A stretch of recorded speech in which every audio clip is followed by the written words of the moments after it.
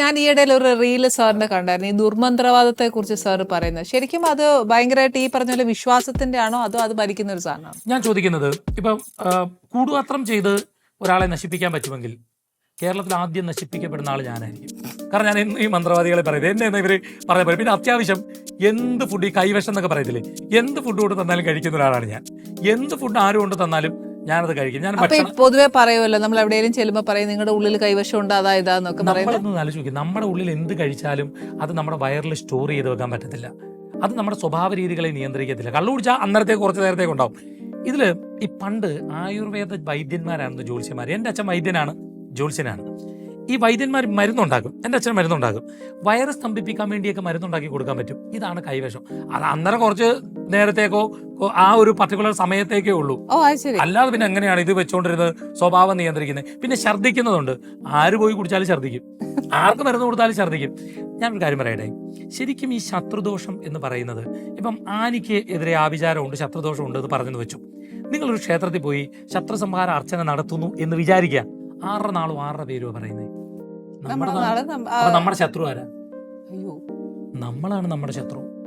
നമ്മളാണ്. ഭഗവത്ഗീതയിൽ പറയുന്നുണ്ട്, ഉത്തരേതാത്മനാത്മാനാം ആത്മാനമവസാദയേത് ആത്മനാ ബന്ധു ആത്മ ഏവരുപുരാത്മന. അർജുന, നമ്മുടെ ഉള്ളിലാണ് നമ്മുടെ ബന്ധു, നമ്മുടെ ഉള്ളിലാണ് നമ്മുടെ ശത്രു. ഈ നമ്മുടെ ഉള്ളിലെ ശത്രുവിനെ, നമ്മുടെ ഉള്ളിലെ ആവശ്യമില്ലാത്ത ചിന്താഗതികളെ, നമ്മുടെ ഉള്ളിലെ മതമാത്സര്യ മോഹങ്ങളെ, നമ്മുടെ ഉള്ളിലെ നെഗറ്റീവായിട്ടുള്ള തോട്ട്സിനെ, അതിനെ സംഹരിക്കണമേ എന്നാണ്. പുറത്തുള്ള ശത്രുവിനെ അല്ല. ഇതിനാണ് ശത്രുസംഹാര അർച്ചന. അല്ല നമ്മൾ അയലോകത്തെ അവർ കൂടുപാത്രം ചെയ്തു, സഹോദരൻ കൂടുപാത്രം ചെയ്തു. ഒരു കുട്ടി എനിക്ക് ഫോൺ ചെയ്തിട്ട് പറയുകയാണ്, ചേട്ടാ എൻ്റെ അമ്മായിയമ്മ എനിക്ക് കൂടുപാത്രം ചെയ്ത് ചേട്ടാ, ഞാൻ അബോർഷനായി പോയെന്ന്. ഞാൻ പറഞ്ഞു, എൻ്റെ പൊന്നു കുഞ്ഞെ, അമ്മായിമ്മ കൂടാത്രം ചെയ്ത് അബോർഷൻ ആക്കി അമ്മായിമ്മ ഹോസ്പിറ്റലൊക്കെ എടുത്ത് ഈ അബോർഷൻ ഇതിൽ കൊടുത്താൽ വല്ല കൂടാത്രം ചെയ്ത് മാറ്റുമല്ലോ. ഞാൻ അപ്പം പറഞ്ഞു, അല്ല ചേട്ടാ, ചേട്ടൻ പറയുന്ന പോലല്ല. ചേട്ടൻ ഇങ്ങനെ തന്നെ പറയുമെന്ന് എനിക്കറിയാം. പക്ഷേ അയാൾ പറഞ്ഞ രണ്ടാമത്തെ കാര്യവും നടന്നു. ഞാൻ എന്ത് കാര്യമാണ് അത്? ഭർത്താവ് ഞാനായിട്ട് വഴക്കുണ്ടാവും എന്ന് പറഞ്ഞു. ഇന്ന് വഴക്കുണ്ടാക്കിയിട്ട് ആ മനുഷ്യൻ പോയിട്ടുണ്ട്. എന്തിനാ മോളെ വഴക്കുണ്ടായെന്ന് ചോദിച്ചോ പറയാം, നിങ്ങളുടെ നല്ല കൂടുപാത്രം ചെയ്തല്ലേ ഇത് ഞാൻ പറഞ്ഞത്. അങ്ങനെ പറഞ്ഞാൽ വഴക്കുണ്ടാവത്തില്ലേ? സ്വാഭാവികമല്ലേ? നാച്ചുറലി വഴക്കുണ്ടാവും. ഇത് ഉള്ളിലിരിക്കുന്ന ശത്രു ഉണ്ടാക്കുന്ന.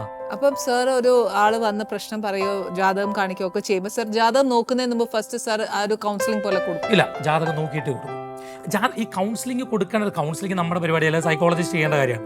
പക്ഷെ നമ്മളെ കൊണ്ട് പറ്റുന്ന ചില കാര്യങ്ങൾ അത് നമ്മൾ ചെയ്യണം.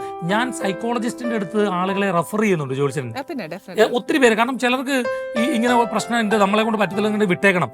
ജാതകം തന്നെ നോക്കിയിട്ടാണ് പറയുന്നത്. ജാതകത്തിലെ എല്ലാം നോക്കി പറയും. പക്ഷേ ഇതിനകത്തേക്ക് പണം കടത്തി വിടത്തില്ല.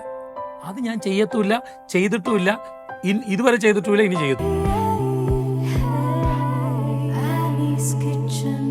Let's cook with love.